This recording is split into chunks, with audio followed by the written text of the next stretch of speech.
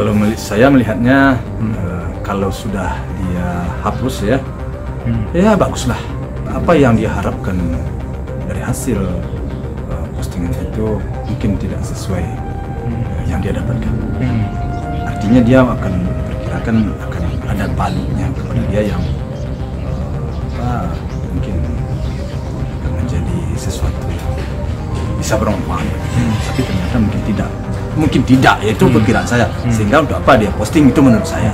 Tapi alam lah, saya juga nggak paham. Saya mempelajari, saya sudah mengirim semua itu sama pengacara saya, dan pengacara saya sudah berkonsultasi dengan hukum lah, sudah bertolak saya sifatnya sebagai orang tua. Tentu kalau sesuatu bersifat merugikan anak-anak saya, tanpa kompromi pun saya bisa melanggar.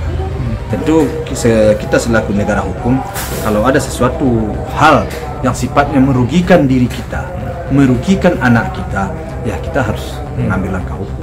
Ya intinya kita tentu harus lengkap persyaratannya, jadi supaya ada delik hukumnya. Kalau nggak lengkap ya gimana ya. Tetapi maka kita sedang mencari. Intinya saya setiap dapat postingan selalu saya kirim ke pihak lawyer saya. Dan lawyer saya mempelajari.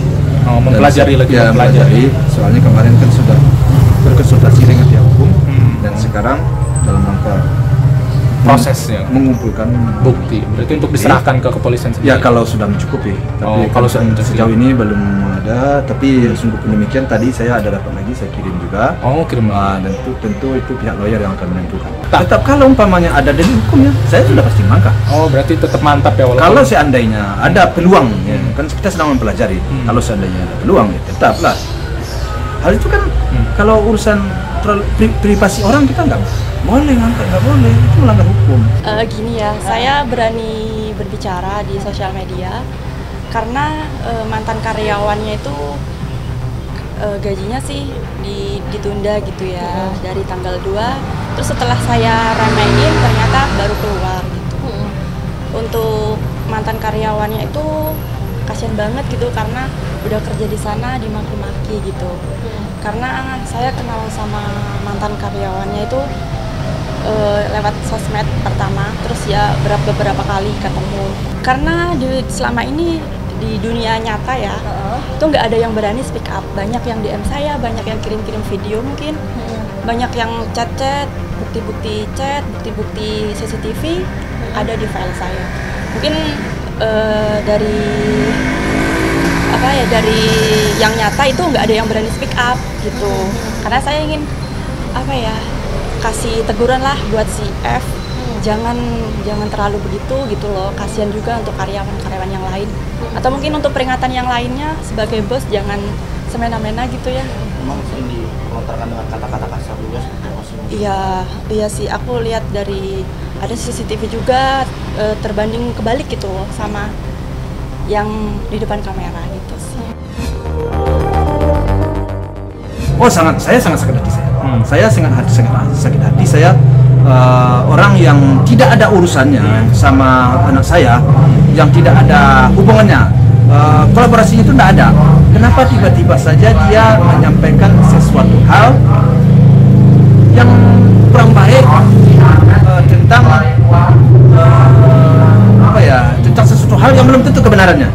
Saya nggak menyangka ya, artinya pihak karyawan hanya masalah kecil, kemudian dia menyampaikan sesuatu hal atau kepada pihak lain, halnya tidaklah besar ya, dan itu menurut saya tidak pantas dia perbuat ya oleh pihak karyawan ini menurut saya. Ya. Kalau bagi kami ya, saya kan seorang katakanlah pengusaha kecil lah saya, ya. Karyawan kecil lah saya. Saya juga punya karyawan, dan banyak teman-teman saya juga punya karyawan. Terlambat gaji itu nggak biasa bagi kami, dan tidak pernah kami karyawan-karyawan saya ya sejauh ini menjelekkan saya, membaik saya, enggak, malah ya biasa. Dan kamu bisa pelajari ya dari tempat-tempat manapun juga, dan kamu sendiri juga punya atasan kan, biasa kena barang depos kan, biasa nggak? Kalau kerja kita nggak becus, biasa. Kalau kita mau mau disayang ya harus benar kerja kita. baru kita mendapatkan prioritas kan. Tapi kalau kerja nggak benar kan, di waktu kita masuk kerja kan kita selalu ditanya, oh bisa kerja, bisa, yakin, ada pengalaman kerja, ada, kan pasti ditanya kan. Tapi ternyata setelah kita kerja hasil, tapi wajar dong kita dimarahin. Tapi dimarahin kan dalam batas-batas. Kalau kamu kerja di tempat, makanya mungkin orang ini belum begitu mengalami perjalanan hidup yang panjang. Oh, saran tentu saya selalu menyampaikan saran, berhati-hatilah, berhati-hatilah, baik kepada karyawan ataupun kepada teman, siapapun, ya siapapun, karena ya yang selalu ya orang-orang yang kadang-kadang kita ya intinya kita nggak tahu ya isi hati orang kan, kita nggak tahu. Jadi namanya kita hidup selalu kita waspada lah, apalagi contoh ini karyawan, masa karyawan sampai hati ya sudah enak-enak dia. Kalau nggak salah kemarin dibawa ke Korea juga dia kan, menyayangkan ya berarti. Menyayangkan dia Korea, dan itu pun juga belum lah terlambat menurut saya ya. Kalau kami orang-orang dagang ya dari tanggal 1 dibayar tanggal 6 ya itu enggak. Saya belum lah merupakan suatu kerugian yang besar. Ya minta maaf sama puji tentu juga harus dijelaskan kenapa, apa penyebabnya kemarin dia menyampaikan.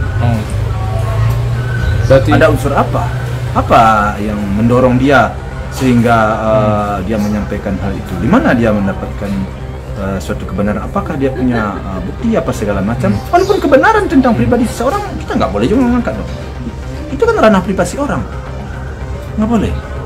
Saya udah baca undang-undangnya, saya tadi mempelajari itu tentang ranah pribadi seseorang. Kita posting di kita sementara kita nggak ada urusan, itu melanggar aturan.